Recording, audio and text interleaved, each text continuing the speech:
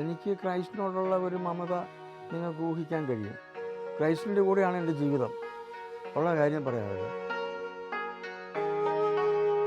ഏതമ്മയും കാണുന്ന ഏതമ്മയും എൻ്റെ അമ്മയാണെന്ന് വിചാരിച്ച അവരെ ആ മനസ്സുകൊണ്ട് ആദരിക്കുന്ന ഒരാളാണ് ഞാൻ.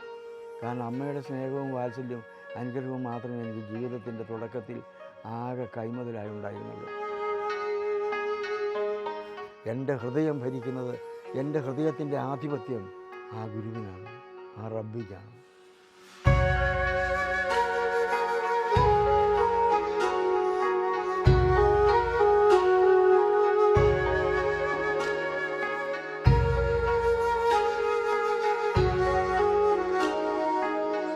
ഞാൻ പെരുമ്പടവം എന്ന് പറഞ്ഞൊരു ഗ്രാമത്തിൽ ജനിച്ച ഒരാളാണ്. ആ ഗ്രാമത്തിലെ ഏറ്റവും പാവപ്പെട്ട വീട്ടിലാണ് ഞാൻ ജനിച്ചത്. എനിക്ക് 5 വയസ്സുള്ളപ്പോൾ എൻ്റെ അച്ഛൻ മരിച്ചുപോയി. എൻ്റെ പാവപ്പെട്ട അമ്മ വളരെ കഷ്ടപ്പെട്ടാണ് എന്നെ വളർത്തിയത്. എനിക്കന്ന് കൂട്ടുകാരില്ല, അവരുടെ ഒപ്പം കഴിയാനുള്ള ഒരു അന്തസ്സ് എനിക്കില്ല. ഞാൻ വായിക്കും, പഴയ പത്രക്കടലാസുകൾ വരെ വായിക്കും. കവിതയായിരുന്നു എനിക്കന്ന് ഇഷ്ടം. ഞാൻ കവിത വായിക്കും, കഥ വായിക്കും, നോവൽ വായിക്കും. അങ്ങനെ ഈ വായനയാണ് എൻ്റെ മനസ്സിലെ അദൃശ്യമായി കിടന്ന ഈ സൗന്ദര്യാനുഭവങ്ങളെ, സാഹിത്യവാസനകളെ ഉണർത്തിയത്. വായനയ്ക്ക് അങ്ങനെ ഒരു സൃഷ്ടിന്മകതയുണ്ട്, ഒരു ക്രിയേറ്റിവിറ്റി ഉണ്ട് എന്നാണ് എൻ്റെ വിശ്വാസം.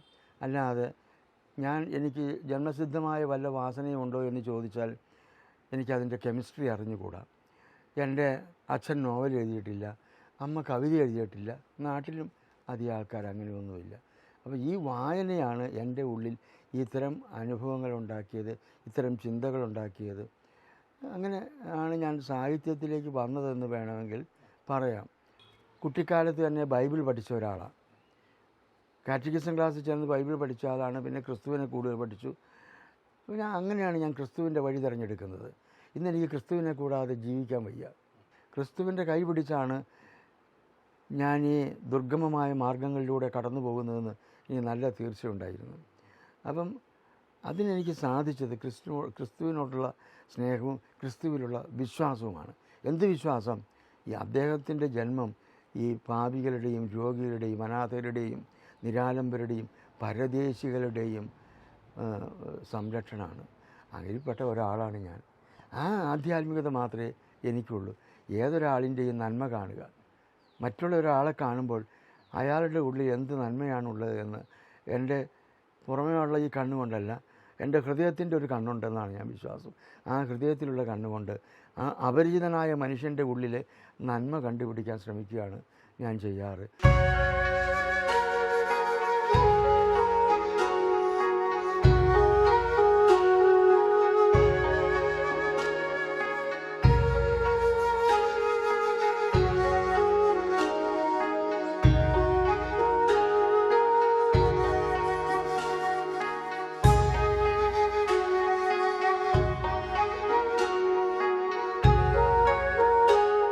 പെരുമ്പടവം ഒരു സാധാരണക്കാരുടെ ഒരു ഗ്രാമമാണ്.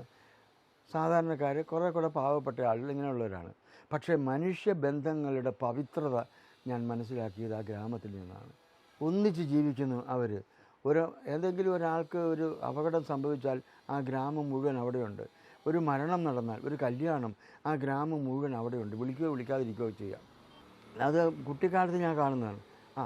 നമുക്ക് വർക്കിച്ചേട്ടൻ്റെ പെരമേയാം എന്നങ്ങ് എല്ലാവരും കൂടി, അയൽക്കാരൊക്കെ കൂടെ തീരുമാനിക്കുകയാണ്. വർക്കിച്ചേട്ടന് തനിച്ചത് ചെയ്യാൻ ഒക്കില്ല. എല്ലാവരും കൂടെ പോയി വീട് കെട്ടിക്കൊടുക്കുകയാണ് ചെയ്യുന്നത്.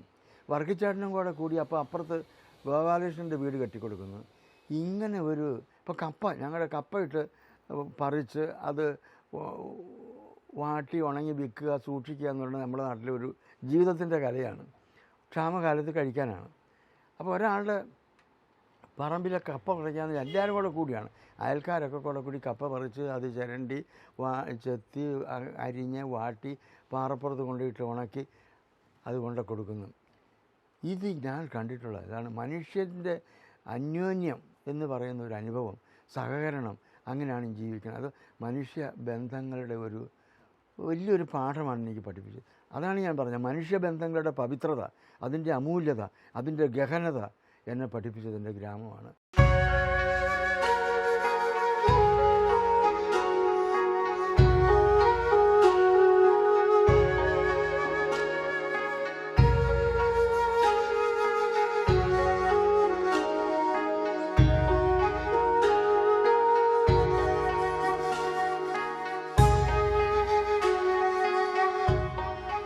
സങ്കീർത്തനം പോലെ 112 പതിപ്പായി. ഏതാണ്ട് 3.5 ലക്ഷത്തോളം കോപ്പികൾ ചിലവായി. ഇന്ത്യൻ ഭാഷകളിൽ അത്രയും ചിലവായ നോവലുകൾ ഇല്ലെന്നാണ് ഇതുവരെയുള്ള അറിവ്. അതെന്തെങ്കിലും ആവട്ടെ. അത് ഇംഗ്ലീഷ്, അറബി, ജർമ്മനി, ഈജിപ്ഷ്യൻ ഭാഷകളിലൊക്കെ വിദേശ ഭാഷകളിൽ വന്നു കഴിഞ്ഞു. ഇപ്പോൾ റഷ്യൻ ഭാഷയിൽ തർജ്ജമ ചെയ്തുകൊണ്ടിരിക്കുന്നു. അധികം വയ്യാതെ അത് റഷ്യൻ ഭാഷയിലും വരും. അപ്പം തമിഴ്, തെലുങ്ക്, കന്നഡ, ഗുജറാത്തി, മറാഠി തുടങ്ങി 9 ഇന്ത്യൻ ഭാഷകളിലും അത് പ്രസിദ്ധീകരിക്കപ്പെട്ടു. അപ്പോൾ അതൊരു വലിയൊരു കോളിളക്കം, ഒരു തരംഗം തന്നെ മലയാളത്തിലുണ്ടാക്കിയെന്ന് ഒരു സങ്കോചവും കൂടാതെ പറയാം. അഹങ്കാരമൊന്നുമില്ല, അങ്ങനെ സംഭവിച്ചു, ജനങ്ങൾക്ക് ഇഷ്ടപ്പെട്ടു അത് എന്ന് മാത്രമേ ഉള്ളൂ. പക്ഷേ അതെൻ്റെ ഒരു മികച്ച രചനയാണെന്ന് എനിക്ക് കാരണം ലോകപ്രശസ്തനായ എഴുത്തുകാരൻ ദസ്തയേവ്സ്കിയുടെ ജീവിതത്തെക്കുറിച്ചുള്ള ആ വലിയ എഴുത്തുകാരൻ്റെ അന്തഃസംഘർഷങ്ങളുടെ, ആത്മവ്യഥകളുടെ, യാതനകളുടെ ഈ കഥകളാണത്. കഥയാണ് അദ്ദേഹം അതിനകത്ത് പറയണത്. ചിലരത് അന്നയുടെയും ദസ്തയേവ്സ്കിയും തമ്മിലുള്ള പ്രണയകഥയായി ചുരുക്കി കാണും. അതിനൊന്നും ഞാൻ മറുപടി പറയുന്നത്, അങ്ങനെയും കാണാം. പക്ഷേ എന്നെ സംബന്ധിച്ചിടത്തോളം ഒരു മഹാമനസ്സിൻ്റെ സഹനങ്ങളുടെ കഥയാണത്. പിടിച്ചു നിൽക്കാൻ ജീവിതത്തിന്മേൽ പിടിച്ചു നിൽക്കാൻ ശ്രമിക്കുന്ന, അങ്ങേയറ്റം കഷ്ടപ്പെടുന്ന ഒരു മനുഷ്യൻ്റെ നിസ്സഹായതയാണ് ആ കഥയെ കൊണ്ടുവരുന്നത്. ഒരു മനുഷ്യ മനസ്സിലെ ഉരുൾപൊട്ടലുകൾ, അല്ലെങ്കിൽ സമുദ്രകോപങ്ങൾ, ഇതൊക്കെയാണ് ആ വ്യക്തിയുടെ ഹൃദയത്തിലൂടെ ഞാൻ കൊണ്ടുവരാൻ ശ്രമിച്ചത്. വന്നതങ്ങനെയാണ്, ഞാൻ കൊണ്ടുവന്നതൊന്നുമല്ല, അറിയാതെ വന്നു പോയതല്ല, ഞാൻ കൊണ്ടുവന്നതൊന്നുമല്ല. ഇപ്പോൾ ഒരു ഹൃദയത്തിന് മേൽ ദൈവത്തിൻ്റെ കയ്യൊപ്പുള്ള ആൾ എന്ന് പറയുന്നത്, അതെഴുതുന്ന നിമിഷം വരെ എൻ്റെ മനസ്സിന് 7 അയലത്ത് കൂടി അങ്ങനെ ചിന്ത പോയിട്ടില്ല. എഴുതാൻ കിടന്നിട്ട് അത് നടക്കുന്നില്ല. ദസ്തയേവ്സ്കി ലോകത്തിലെ ഏറ്റവും മഹാനായ നോവലിസ്റ്റാണെന്ന് ഞാൻ എഴുതി വെച്ചാൽ അതൊരു പ്രസ്താവന മാത്രമേ ആകുന്നുള്ളൂ. അതല്ലാതെ അതിനെക്കുറിച്ച് പറയുമ്പോൾ അത് ബോധ്യപ്പെടുത്തുന്ന വൈകാരികമായൊരു അനുഭവമാണ്. ഞാൻ തോറ്റ് പിന്മടങ്ങി ഇവിടെ ഈ കട്ടിലിൽ പോയി ഉറങ്ങാൻ കിടക്കുമ്പോൾ ആ ഉറക്കത്തിൻ്റെ നീലയായ ആഴങ്ങളിലേക്ക് താണ് പോകുമ്പോൾ പെട്ടെന്നൊരു സ്വപ്ന ദർശനം, ഹൃദയത്തിന് മേൽ ദൈവത്തിൻ്റെ കയ്യൊപ്പുള്ള ഒരാൾ എന്ന് തോന്നുന്നു. ഞാൻ ചാടി എഴുന്നേറ്റ് ലൈറ്റിടാതെ മേശപ്പുറത്ത് വന്ന് അത് എഴുതി വയ്ക്കുന്നു. അല്ലെങ്കിൽ മറന്നുപോയാലോ എന്നോർത്ത്. ഇന്നിപ്പോൾ അതൊരു ശൈലിയായി തീർന്നു. ഇന്നിപ്പോൾ എല്ലാവരും ഹൃദയത്തിന് മേൽ ദൈവത്തിൻ്റെ കയ്യൊപ്പുള്ള ആളെന്നല്ല നമുക്കിഷ്ടപ്പെട്ട എല്ലാവരെക്കുറിച്ചും എഴുതി തുടങ്ങിയിരിക്കുന്നു. അത് എനിക്ക് സന്തോഷമുള്ളൂ കേട്ടോ. അതിപ്പോൾ ഒരു ശൈലിയായിട്ട് മാറി നിന്നിട്ടുണ്ട്. എനിക്കത് സന്തോഷിക്കുന്ന ഒരാളാണ് ഞാൻ. അപ്പോൾ അത് കഴിഞ്ഞു ഇത്രയും ഒരു അംഗീകാരമൊക്കെ കിട്ടി. എഴുത്തച്ഛൻ ഇത് വയലാർ അവാർഡ്, വള്ളത്തോൾ പുരസ്കാരം തുടങ്ങി 8-9 അവാർഡുകൾ അതിന് കിട്ടി. വിദേശ ഭാഷകളിൽ ഉൾപ്പെടെ അതിന് പ്രസിദ്ധി ഉണ്ടായി. അത് നമ്മുടെ ഒരു ഗ്ലോബൽ നോവലായിട്ട് അത് മാറി. മറ്റ് ഭാഷകളിലേക്ക് ലോകസഞ്ചാരം നടത്തിയ നോവൽ. അത് എനിക്ക് അതിയായ സന്തോഷമുണ്ട്. ജനങ്ങളുടെ സ്നേഹവാത്സല്യങ്ങൾ എനിക്ക് നിറയെ കിട്ടുന്നുണ്ട്. പക്ഷേ അത് ഇപ്പോൾ നരേന്ദ്രപ്രസാദ് പറഞ്ഞ നിരൂപകൻ പറഞ്ഞു, അത് നല്ല നോവലാണ്, എനിക്കിഷ്ടമാണ്. പക്ഷേ പെരുമ്പടവത്തിൻ്റെ ഏറ്റവും മഹത്തായ നോവൽ, ഏറ്റവും മികച്ച നോവൽ അരൂപിയുടെ 3-ാം പ്രാവാണെന്ന് പറഞ്ഞു. പുള്ളി 5 പേജ് അത് എഴുതിയിരുന്നു അതിനെക്കുറിച്ച്. അരൂപിയുടെ 3-ാം പ്രാവ്. എനിക്കും ആ നോവൽ വളരെ ഇഷ്ടമാണ്. അതെന്ന് വെച്ചാൽ എനിക്ക് ക്രൈസ്റ്റിനോടുള്ള ഒരു മമത നിങ്ങൾക്ക് ഊഹിക്കാൻ കഴിയും. ക്രൈസ്റ്റിൻ്റെ കൂടെയാണ് എൻ്റെ ജീവിതം, ഉള്ള കാര്യം പറയാമല്ലോ. അപ്പോൾ അതുകൊണ്ട് ആ ക്രൈസ്റ്റിൻ്റെ മാതൃകയിലൊരു കഥാപാത്രത്തെ സൃഷ്ടിച്ച് ആ നോവൽ എഴുതി. അരൂപിയുടെ 3-ാം പ്രാവ്. ഈ സാമൂഹികമായ തിന്മകൾക്കെതിരായ കലാപമാണ് ഒരു വിശുദ്ധൻ്റെ ജീവിതമെന്ന് കാണിക്കുകയാണ് ചെയ്യുന്നത്. അതാണ് അരൂപിയുടെ 3-ാം പ്രാവ്.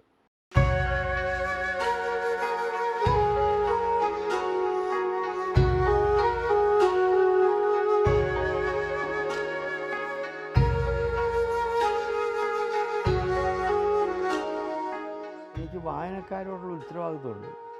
അവരെ കൂടെ കൊണ്ടു നടക്കുക, അവരെ നന്മകളിലേക്ക് നയിക്കുക എന്ന് പറയുന്ന ഒരു അവസ്ഥ എനിക്കുണ്ട്. അതാണ് എൻ്റെ മാനസികാവസ്ഥ. എൻ്റെ എഴുത്തിന് അങ്ങനെ ഒരു കാര്യമുള്ളൂ. മറ്റുള്ളവരെ സഹിക്കാൻ പഠിപ്പിക്കുക, സ്നേഹിക്കാൻ പഠിക്കുക, അവരുടെ ജീവിതം മറ്റുള്ളവർക്ക് പങ്കുവയ്ക്കാൻ പഠിപ്പിക്കുക. അന്ന ചെയ്തത് അതാണ്. ഒരു മഹത്തായ ഒരു കാര്യം തന്നെയാണ്. ഞാൻ റഷ്യൻ നോവലുകളൊക്കെ വായിച്ചതാണ്. വായിച്ചു കഴിയുമ്പോൾ അതൊരു വലിയ എൻ്റെ ജീവിതമാണ്. ഒരു ദസ്തയേവ്സ്കിയുടെ നോവലിൽ ഒരു സന്ദർഭം എടുത്തു കഴിഞ്ഞാൽ നമ്മൾ ഞെട്ടിപ്പോകും. കാരമസോവ് സഹോദരന്മാരുടെ അച്ഛനും 4 മക്കളുമാണ്. ഒരു മകൻ ജാരസന്തതിയാണ്, മറ്റൊരു സ്ത്രീയിലുണ്ടായതാണ് മറ്റു മക്കൾ. ഈ 3 മക്കളും അപ്പനോട് മത്സരിക്കുക, തിന്മ ചെയ്യാൻ. മഹാഭാവിയാണ് ഈ അച്ഛൻ.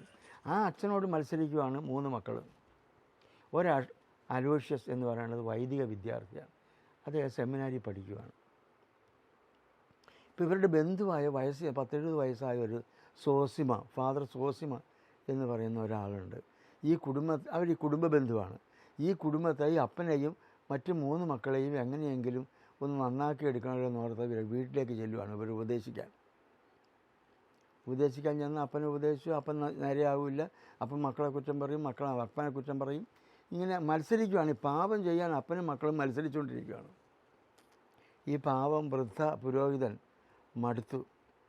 എന്നിട്ട് പോകാം എന്ന് പറഞ്ഞ് അലോഷ്യ വൈദിക വിദ്യാർത്ഥി കൂടെ സഹായത്തിനുണ്ട്.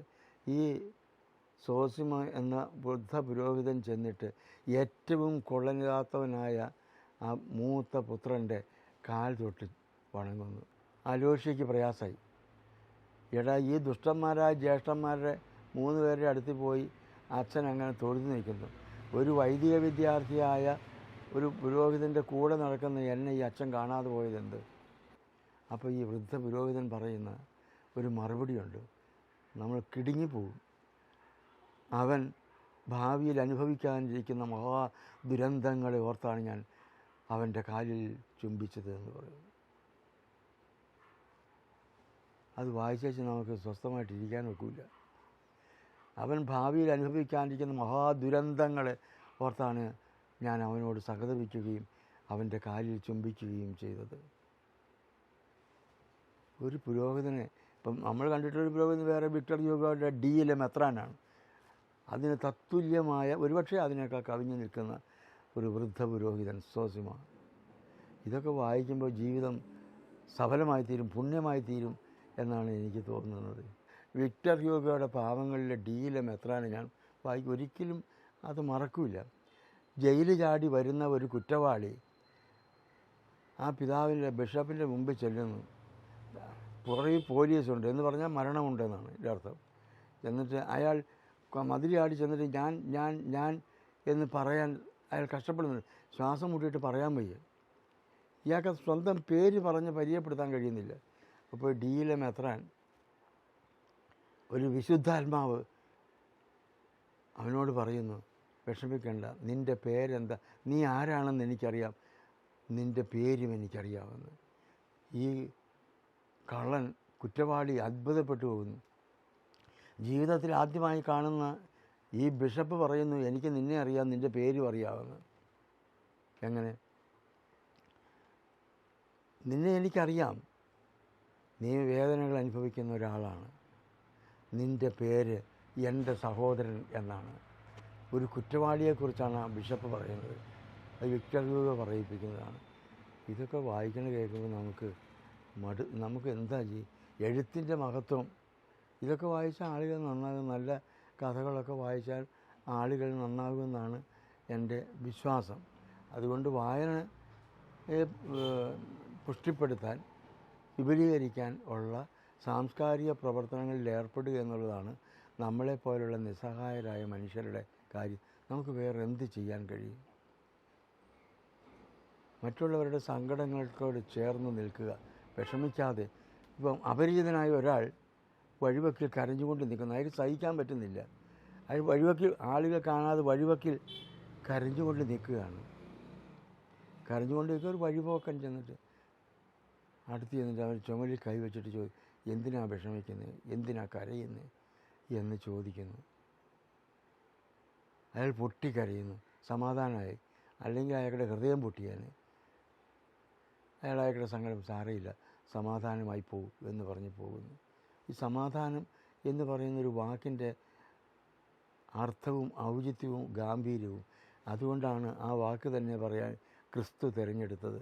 നിങ്ങൾക്ക് സമാധാനം എന്ന് ക്രിസ്തു പറഞ്ഞിട്ടുള്ളൂ. അല്ല നിങ്ങൾക്ക് ഭാഗ്യശോടതി അടിക്കട്ടെ എന്നോ, നിങ്ങളുടെ മകന് ഏറ്റവും കൂടുതൽ പൊന്നും പണവും കിട്ടട്ടെ എന്നോ ഒന്നും. നിങ്ങൾക്ക് സമാധാനം എന്ന് ലോകത്തെ ആശീർവദിച്ച ഒരു ഗുരുവിൻ്റെ പേരിലാണ് ഞാൻ ജീവിക്കുന്നത്. വേറെ ആരുമില്ല. ഞാൻ ഒറ്റപ്പെട്ടവനാണെന്ന് ഞാൻ പറയും. ഞാൻ ഏകാഗിയാണ്. ഈ ജാതിയില്ല, മതമില്ല, രാഷ്ട്രീയമില്ല, ഒറ്റപ്പെട്ട ഒരാളാണ് ഞാൻ. പക്ഷേ ഈ ഗുരുനാഥൻ എനിക്ക് കാവലുണ്ട്, യേശു. എൻ്റെ ഹൃദയം ഭരിക്കുന്നത്, എൻ്റെ ഹൃദയത്തിൻ്റെ ആധിപത്യം ആ ഗുരുവിനാണ്, ആ റബ്ബിക്കാണ്.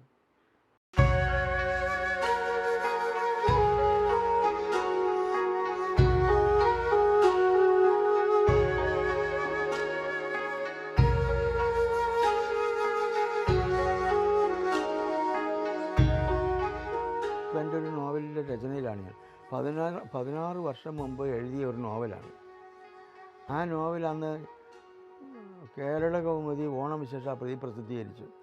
എൻ്റെ ഭാര്യയ്ക്ക് ഏറ്റവും ഇഷ്ടപ്പെട്ട നോവൽ. അത് പ്രസിദ്ധീകരിച്ച പത്രാധിപർക്കും ഭാസ്കരചന്ദ്രനും വളരെ ഇഷ്ടപ്പെട്ട നോവൽ. എല്ലാവർക്കും അത് ഇഷ്ടപ്പെട്ടു. പക്ഷേ എനിക്ക് തോന്നി അതിനകത്ത് എന്തോ ന്യൂനതയുണ്ട് എന്ന്. ഞാനത് പ്രസിദ്ധീകരിക്കാതെ മാറ്റിവെച്ചു. അന്ന് പ്രസിദ്ധീകരിച്ചാൽ ഈ പുസ്തകം വിറ്റഴിയും, കുറേ കാശ് കിട്ടും. എൻ്റെ ഭാര്യ പറയും, എന്താ അത് അവിടെ എടുത്തു വെച്ചിരിക്കുന്നത്, അത് ചെതലെടുത്ത് പോകുമല്ലോ, അത് പുസ്തകമാക്കുകയാണെങ്കിൽ വീട്ടിലേക്ക് 4 കാശ് കിട്ടുമല്ലോ എന്ന് എൻ്റെ ഭാര്യ പറഞ്ഞു. നിനക്ക് ഈ കാശിൻ്റെ ആർത്തി എന്ന് തീരും എന്ന് ഞാൻ ചോദിച്ചു. അവളെ കളിയാക്കി. അതവിടെ ഇരുന്ന് പിന്നെ അവൾ രോഗിയായി. പിന്നെ എൻ്റെ ജീവിതം നീളെ അവളെ ശുശ്രൂഷിക്കലായിരുന്നു. ഞാനും അവളും മാത്രമേ ഈ വീട്ടിലുള്ളൂ. അപ്പോൾ അവളെ ശുശ്രൂഷിക്കുക, ആശുപത്രിയിൽ കൊണ്ടുപോവുക. ഞാനും അവളും കൂടെ ആശുപത്രിയിലേക്ക് പോകും. അവിടെ റൂം എടുത്താൽ ക്യാൻറ്റീനിൽ നിന്ന് ഭക്ഷണം വാങ്ങി ഭക്ഷിച്ച് എനിക്ക് എൻ്റെ ഭാര്യയെ കൂട്ടിരിക്കാം. അങ്ങനെ 6-7 വർഷം കഴിഞ്ഞു. അവൾക്ക് വേണ്ടി ജീവിച്ചു. എൻ്റെ ജീവിതത്തിൽ ഞാൻ എന്തെങ്കിലും ഒരു പുണ്യപ്രവൃത്തി ചെയ്തിട്ടുണ്ടെങ്കിൽ മരണം വരെ അവൾക്ക് കാവലിരുന്നു എന്നുള്ളതാണ്. അവൾക്ക് വേണ്ടി അങ്ങോട്ടും ഇങ്ങോട്ടും മാറാതെ കാവലിരുന്നു. അത് എൻ്റെ സന്തോഷത്തോടു കൂടി ഞാൻ പറയുന്നൊരു കാര്യമാണ്. അപ്പം അത് കാരണം ഈ നോവൽ അവിടെ ഇരുന്ന് പോയി. എൻ്റെ ഭാര്യ മരിച്ചു ഇവിടെ കിടക്കുമ്പോഴും ഈ ഭാസ്കരചന്ദ്രൻ പത്രാധിപർ എന്നെ കാണാൻ വന്നു. അപ്പോൾ ആ നോവൽ എന്ത് ചെയ്തെന്ന് എന്നെ ഈ സങ്കടത്തിൽ നിന്ന് മാറ്റാൻ വേണ്ടിയിട്ട് അവൻ ഈ മുറി വന്നിരുന്ന് ചോദിച്ചു. അവൻ അത് എവിടെയെങ്കിലും കാണും, ഞാൻ മറന്നുപോയി. അതങ്ങനെ മറക്കേണ്ട നോവലല്ലല്ലോ, അതൊരു വലിയ ശക്തിയുള്ള നോവലാണ്, ഒരു സുന്ദരമായ നോവലാണത്, നിങ്ങളത് കളയരുതെന്ന് പറഞ്ഞു. ഇല്ല. പിന്നീട് ഞാനത് കണ്ടെടുത്തു. ഭാര്യയുടെ മരണം കഴിഞ്ഞു. പിന്നീട് ഞാനിങ്ങനെ അവളെ ഓർത്തുകൊണ്ട് അവളിങ്ങനെ എന്നെ ശാസിക്കുന്നതായിട്ട് എപ്പോഴും തോന്നും. എപ്പോഴും വന്ന് ഓരോ കാര്യങ്ങൾ, അത് ചെയ്തില്ല, ഇത് ചെയ്തില്ല, ആ പത്രക്കാരവളെ വിളിച്ചു, ഇനി ആൾക്കാർ വന്നു, ആ മീറ്റിങ്ങിന് പോയില്ല, ഇങ്ങനെയൊക്കെ എപ്പോഴും ശകാരമാണ് എന്നെ. ഇത്തരം കാര്യങ്ങളിലൊക്കെ വലിയൊരു ഔത്സുക്യമുള്ള ആളാണ് അവൾ. എഴുതി കൊടുക്കണം. പത്രക്കാരൊക്കെ വിളിക്കുന്നത് അവളെയാണ്. ചേച്ചി അങ്ങാരോട് പറഞ്ഞ കഥയൊന്നും മേടിച്ചതാണ്, ഞങ്ങൾ നടന്ന് മടുത്തു, വിളിച്ച് മടുത്തു. പിന്നെ അവൾ എന്നോട് പറയും, എന്നെ ഇത് എഴുതി കൊടുക്കുക, എനിക്കവർ വിളിച്ച് പറഞ്ഞ എന്നോട്, എനിക്കിത് വലിയ പ്രയാസമായി തീർന്നു. അങ്ങനെ എഴുതി കൊടുക്കും. അപ്പോൾ അത് കഴിഞ്ഞിട്ട് ഞാൻ ഈ നോവലൊന്ന് മാറ്റി എഴുതണമെന്ന് തീരുമാനിച്ചു. അവന് വാഴ്വ് കിനാവ്, ഭൂമിയിലെ ജീവിതം ഒരു സ്വപ്നമാണ്. ഇത് അവന് വാഴ്വ് കിനാവ് എന്ന് കുമാരനാശാൻ പ്രയോഗിച്ചിട്ടുള്ളതാണ്. ഇതേ കാര്യം എഴുത്തച്ഛൻ സ്വപ്നതുല്യം സഖേ, ജീവിതം സ്വപ്നതുല്യം സഖേ എന്ന് എഴുത്തച്ഛനും എഴുതിയിട്ടുണ്ട്. അതൊരു സത്യമാണ്, ഒരു ദർശനമാണത്. അപ്പോൾ അതാണ് ഞാൻ ഈ നോവലിൽ, എല്ലാം ഒരു കിനാവാണ്. അവന് വാഴ്വ് കിനാവ് കഷ്ടം. നമ്മൾ തോന്നുന്നു ഈ ഭൂമിയിലെ ജീവിതം വലിയ യാഥാർത്ഥ്യമാണ്, നമ്മുടെ പ്രതാപം, നമ്മുടെ സമ്പാദ്യം, നമ്മുടെ പൊങ്ങച്ചം, നമ്മുടെ അംഗീകാരം, ഇതിലൊന്നും ഒരു കഥയില്ല. ഒരു മനുഷ്യനായി നിങ്ങൾ എത്രത്തോളം ആത്മശുദ്ധിയോടുകൂടി ജീവിച്ചു എന്നുള്ളതാണ് ശേഷിക്കുന്ന ഒരു കാര്യം. നിങ്ങൾ മറ്റുള്ളവർക്ക് വേണ്ടി എന്ത് ചെയ്തു ആണ് ഞാൻ ആദ്യം പറഞ്ഞൊരു കാര്യം. മറ്റുള്ളവർക്ക് വേണ്ടി കൂടി പങ്കുവയ്ക്കാനുള്ളതാണ്, അപ്പമാണ് നമ്മുടെ ജീവിതം എന്ന് ബോധ്യപ്പെടുത്തുക എന്നുള്ളതാണ്. അപ്പം ഞാൻ ആ നോവൽ അവിടെ വെച്ചിരുന്നു. ആ നോവലിന് ഞാൻ കുറേ മാറ്റങ്ങളുണ്ട്. അപ്പോൾ ആ നോവലിന് കുറേ മാറ്റങ്ങളുണ്ടാക്കി. അത് കഴിഞ്ഞപ്പോൾ ഞാനിപ്പോൾ സംതൃപ്തനായി. ഇപ്പോൾ അത് വീണ്ടും റീറൈറ്റ് ചെയ്തുകൊണ്ടിരിക്കുന്നത് അവന് വാഴ്വ് കിനാവാണ്. അതായിരിക്കും എൻ്റെ അടുത്ത നോവൽ. 1-2 നോവൽ എഴുതാൻ മനസ്സിലുണ്ട്. ഇതിനൊക്കെ ഇപ്പോൾ അപ്പോഴത്തേക്കും കുറച്ച് ഈ ശാരീരികമായ അവശതകളൊക്കെ പിടിപെട്ടു. അതിൽ നിന്നൊക്കെ കയറി വരുന്നു. ഞാൻ പഴയ ആ ചെറുപ്പക്കാരനായി നിങ്ങളുടെയൊക്കെ മുമ്പിലേക്ക് വരുമെന്നാണ് എൻ്റെ വിശ്വാസം. അപ്പോൾ അങ്ങനെ എഴുതിക്കൊണ്ടിരിക്കുന്നു.